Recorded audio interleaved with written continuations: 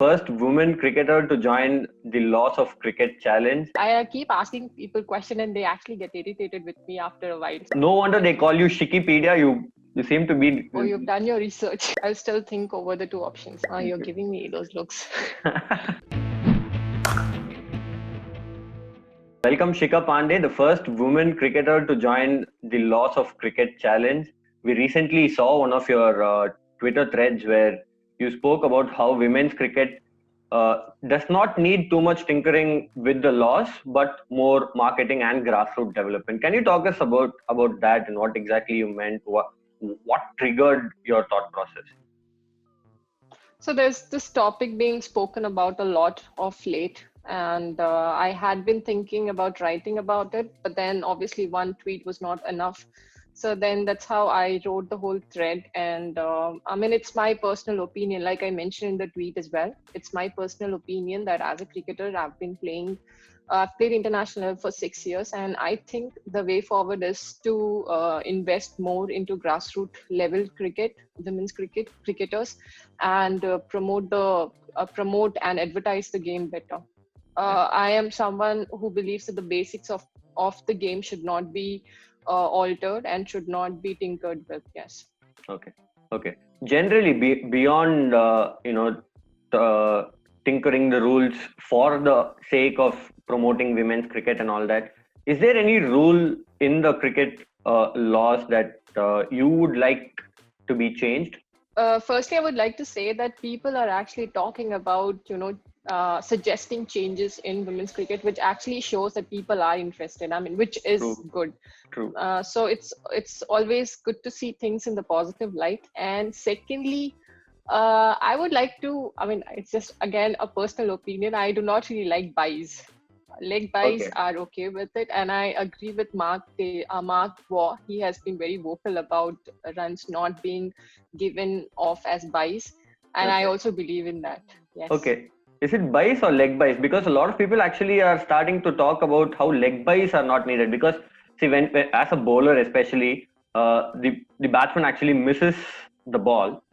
And the batter actually gets runs. At least for buys, you can kind of argue that the keeper has missed the ball or something like that. Basically, a mistake by the fielding team. The basic about scoring a run is when you're trying to score a run and you are anywhere near scoring the run. So leg buys also can happen when you're trying to hit the ball and somehow it does not connect with the bat. But buys is you have missed out on getting the bat onto the ball, and just because the fielding team has not done something right, you get to score. You get to collect those runs. Any experiences, any incidents that come to your mind about laws of cricket that you have encountered in your playing days? Unfortunately, no, but I've seen a lot of them. The only one I can think of was we were playing a domestic game, and I was the captain of Goa team. We were playing against a team. The captain wanted to bat after winning the toss, and I wanted to bowl. So probably the match referee had been seeing what we had been selecting after winning the toss. So as soon as the toss went up and I lost the toss, she elected to bat. I anyways was happy to be bowling first, and then she said something on the lines of, we could have just done it near the boundary line inside the field. So I was surprised. I mean, I didn't know till then that that's allowed. But then when I went back and read the laws, I actually got to know that you can actually carry out the toss anywhere inside the field. All set for the quiz then? First one? Yes, I am. Hopefully, I'm able to be an umpire right now and assess the game as an umpire from his or her eyes. So yes. Yeah. Okay, so 4 questions in the easy section. We're going into the first one. A right-hand bowler says she wants to bowl left-handed for a free hit ball. Is it allowed? Option A, yes, it is allowed. Option B, yes, it is allowed, but she has to bowl the rest of the over left-handed. Option C, no, not allowed. 3 options. And that's an interesting question. You're allowed to change the way you want to bowl, but then because it's a a free hit, that means the previous ball was a no ball. No ball, I'm sure that nothing is really allowed to be done unless the strikers change. So that you have not mentioned anything about that. I think it's option A. I'm just guessing by logic. Option A is right. Option A is right. She can bowl with the left hand if she wants. What was the logical explanation though? I thought that because the next ball is going to be a legal delivery. I mean, she is attempting to bowl a legal delivery. There is nothing wrong in letting her bowl, and there is no law that once you bowl a legal delivery, the other way around, you have to complete the whole over like that. So I just thought that's the reason why it is like that. That is indeed right. So yes is right. The bowler can change her mode of delivery for a free hit ball. Okay, second one. When does an over start? 4 options. Option A, when the umpire takes the cap or hat from the bowler. Option B, when the bowler measures her run up. Option C, when the bowler starts her run up. Option D, when the bowler delivers the first ball. I'm just a little confused between the two of them, the last two that you mentioned. So I read something on lines of, I mean, it's entirely, not connected. So I read about the appeal for a person being out. So it said that before the bowler starts her run-up, or in case she doesn't have a run-up, starts her bowling action, you can appeal and that is fine. So, based on that, that logic, I think it will be from the time she or he starts the run-up. That is indeed right. The way you arrived at the answer was very interesting as well. No wonder they call you Shikipedia. You seem to be... Oh, you've done your research. Third one should be a very easy one for you. Which of the following aspects of women's cricket is different from the men's game? Option A, the size of the pitch. Option B, the size of the bat. Option C, the size of the stump. Option D, the weight of the ball. The weight of the ball. We use 142 grams and for men it is 156. So yes, that's different. That's absolutely right. You've given numbers to go with it as well. Okay, fourth question, then last question in the easy section. So it's about a super over.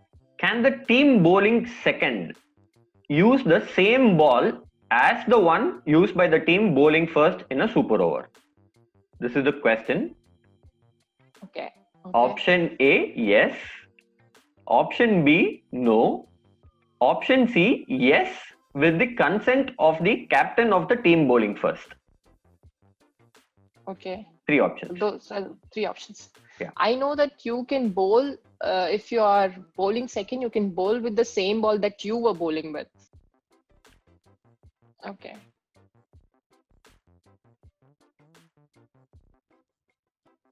You can bowl with any ball is what comes to my mind, and it's not really bothered whether because once the other team has bowled, the ball goes to the umpire, and they will not really know whether you are it's the ball that you used. So I'm guessing it's yes, without any considerations. Yes, you can use it. Okay, yes is right. First question in the medium section. It's about a one-day international match. An ODI match is reduced to 22 overs a side due to rain before the toss. How many new balls does each team get? Option A, 2 new balls per team. Option B, 1 new ball per team. Option C, the team batting first gets 1 new ball. The team batting second gets 2 new balls. Okay, so you said the match was reduced before the toss. Yes, before the toss. Okay, haven't really read about this anytime before. I'm trying to recollect if we have played any match wherein it was reduced. I would like to take a lifeline, and I'm not going to give you any any hint as to what I'm thinking. So yes, I'll take a lifeline. Okay, so 2 new balls per team or 1 new ball per team? It will be 1 new ball per team. 1 new ball per team is right. 1 new ball per team is. I was thinking it is 1 new ball, but then yeah, still it's okay. So the law says that if a match is reduced to 25 overs or less per side Yeah, before the exactly. first innings commences, each team shall have only 1 new ball. This is a question you've already got right, but let's have it as a bonus one already. A slight tricky part here. Anyway, let's see. It's the last ball of an over. The batter edges the ball to the keeper, but the fielders do not appeal. The bowler also does not appeal. The umpire has actually spotted the edge, but since the fielders didn't appeal, he does not give it out and he calls over. He basically gives the umpire to the cap to the bowler. Suddenly, before the next bowler has started her run up, one of the fielders tells the captain that she heard a noise and they appeal. What will the umpire do? Option A. Okay, you Yeah, didn't it need. says that before the next bowler goes on to starts her run up, her or his run up. If you appeal, it will be out, irrespective of whether the umpire has, called it an over and the next over is going to start. So yes, it will be out. Absolutely right. So well done. You've got 6 out of 6 and you have researched really well. So the trick part in that question was that the over had actually completed, and even as you said, even if the over is completed, the umpire can give it out. So I read about this when I was playing my second season. So okay. this happened then. I did not appeal.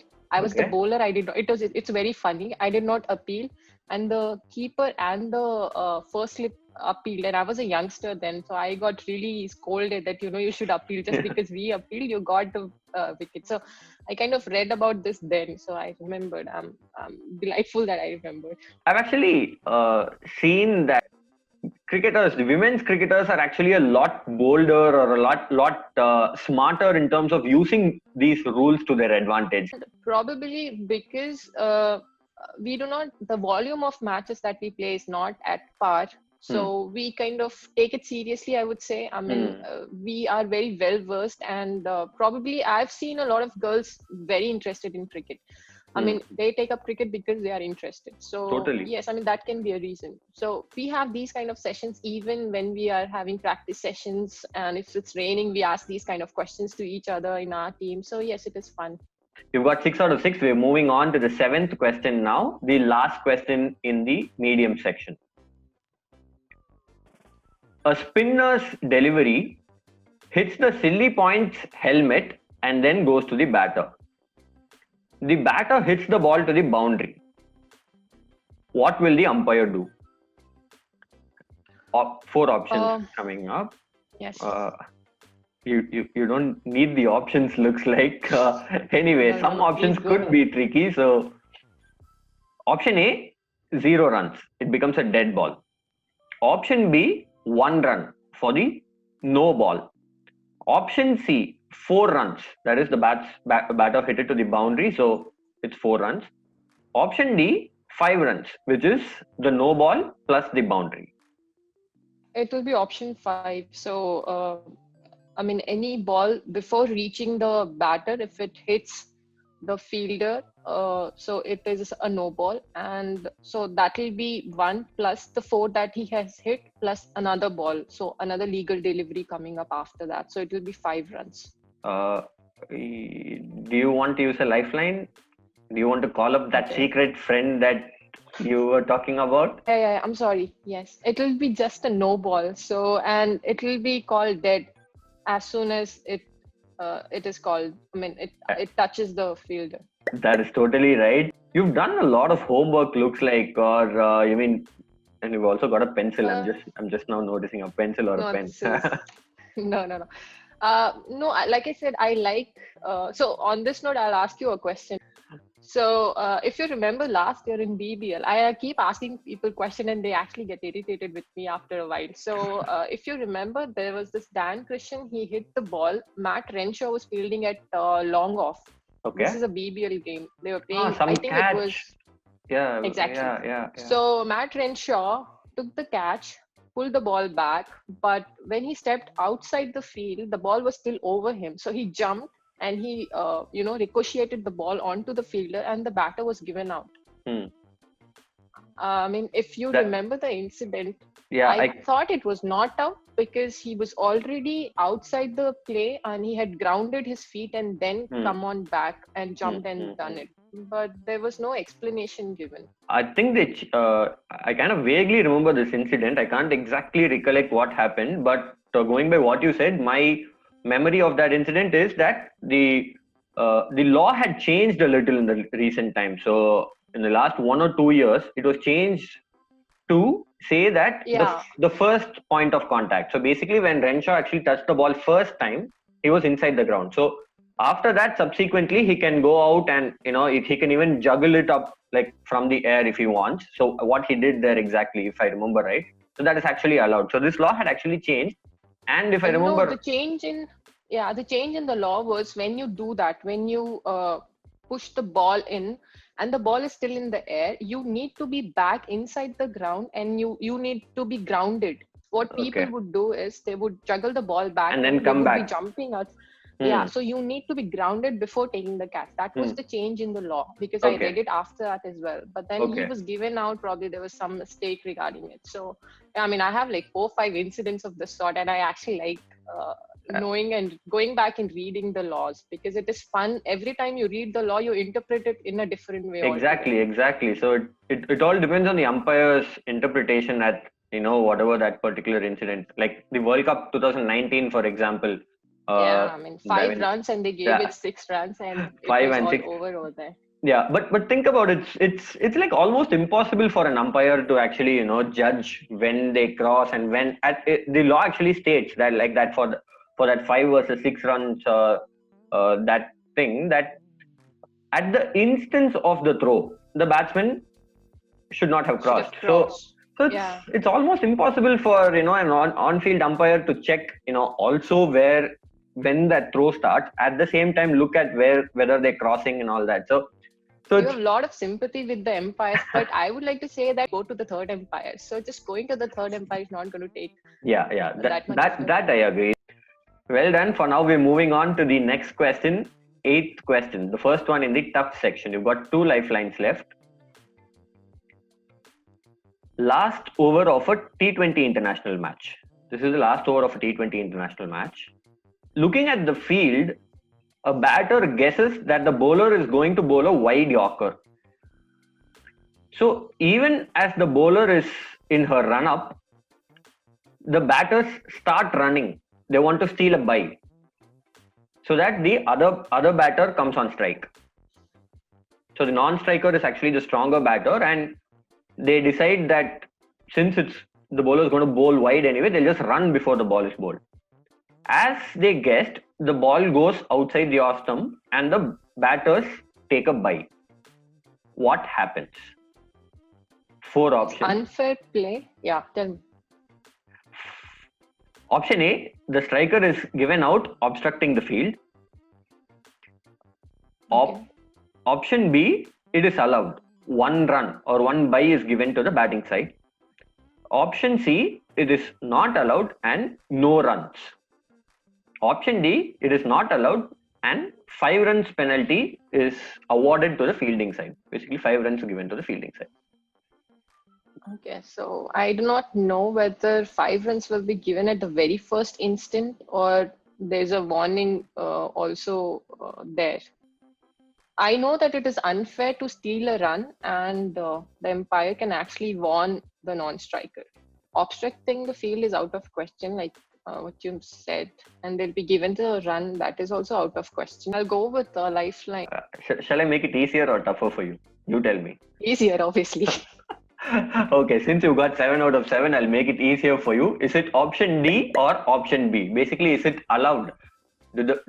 And 1 run? Or? It will be D. I was thinking it will be D, yes. It is D. The only thing was I didn't know whether it was at the very first instance or, that you'll be warned once. Yes, so it is at the very first instance. So batters are not allowed to steal a run, and as soon as they cross, the ball becomes dead and the umpire gives a 5 run penalty. So 8 out of 8, Ninth question, and you have one lifeline left. So this is another one with the same concept and slightly trickier.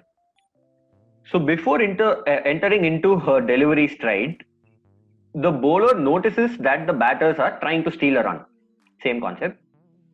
And she throws the ball at the striker's end and hits the stumps with the striker out of her crease. And she appeals. What will the umpire decide? Option A, not out plus no ball for throwing. Option B, not out plus 5-run penalty awarded to fielding team. Okay. Option C, it is just out, run out. Option D, it is out plus no ball for throwing. Wow, interpretation is pretty good. You This is spent a actually lot a of time very on- tricky question. I had to actually cross-check twice with umpires before arriving at this answer, which I hope I've got it right. So, firstly, the ball will not be legal unless she has gotten into her run-up and gotten across the umpire. So that's first part. If you could just repeat the options once, I'll just go one by one. Yeah. So not out plus no ball. That is option A. Okay. Option B. Yeah. Option B is not out plus 5 runs given to the fielding team because the batters try to steal a run. That option is out of question because it's the batters who are doing. It's an unfair play from their side. So yeah, that's out. Then the third option. Option C is run out, just a run out. Option that's D is not an option because the ball is not coming to the play only. And D is. Option D is out, run out plus no ball. Okay, so it's a run out plus it's not a run out because run out will come into the picture only when she delivers the ball after crossing, and you're giving me those looks. It will be either A or D according to me. I've never seen this happening, otherwise I would have remembered this. This is very, very unlikely to happen, so who knows though. See, if it's not out plus no ball, you're actually giving the batting team an advantage, and which should not be. So I'm going with D. It will be out plus a no ball. It is D. It is out plus no ball. The question is really, really difficult, and I had to cross-check, twice or thrice with the umpires before arriving at this decision. Anyway, last question coming up. This is, in my opinion, another tough question. Okay. So a catch is taken at long on. After completing the catch, the fielder throws the ball in the air in celebration and it lands beyond the boundary into the crowd. At the instance of the catch, the batters had completed 1 run. Okay. Now the third umpire checks and says that it is a no ball for overstepping. Okay.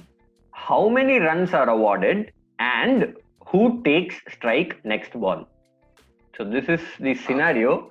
You can, if you want me to repeat the scenario, you can let me know. Have you got the scenario? No, I understood. So batter hits the ball too long on, he takes the catch and celebrates. So if it was a legal delivery, he would have been out because I'll give you options. I'll give you options. So just we'll get into the options. Yes, yeah. Yes. So basically, the catch is taken at long on, and by the time the catch is taken, they had run 1 run. 1 run. Yeah. Yes. And then the third umpire says it's a no ball. So option A, 1 run, and the striker takes strike for the next ball. Option B, 1 run, and the non-striker takes strike for the next ball. Option C, 7 runs. That is the 1 run for the no ball plus the 6 because the batter had fielder had thrown it back. So 1 plus 6, 7 runs, and the striker takes strike for the next ball. Option D, 8 runs, which is the 1 run they ran, plus the 1 run for the no ball, plus the 6, and the non-striker takes strike. Wow. As soon as the fielder has taken the catch and he has thrown it unknowingly, it will be a dead ball. I mean, I think. So the C and D options are ruled out altogether. Right. So now it is, but then you said 1 run and the strikers take strike, and 1 run and the non-striker takes the strike. Yes. So 1 run is right. Who takes strike? Whether is it the striker or the non-striker? That's it. So it's called a dead ball. So the runs scored will be depending upon how many runs have been taken before the ball is deemed dead. So going by that,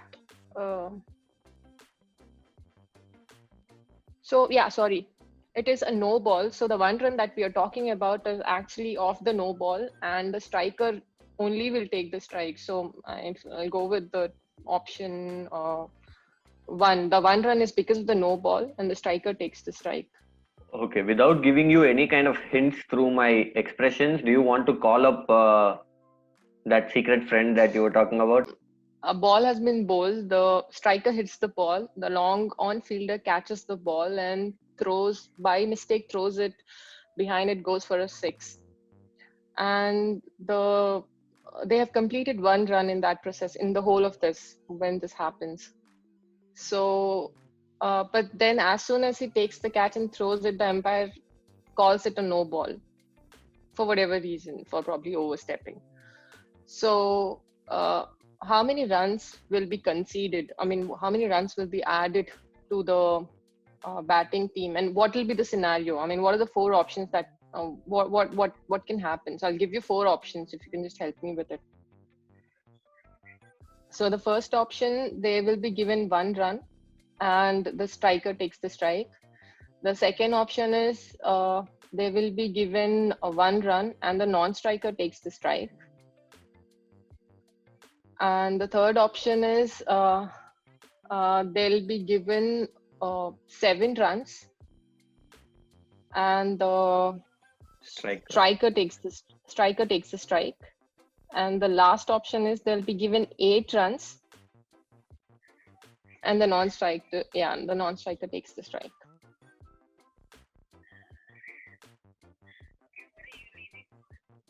Okay, so I took an by explanation, I mean by logically thinking, as soon as this guy throws the ball behind, unknowingly it will be a dead ball. So yeah, so it is not 7 or 8 runs, so it has to be 1 run.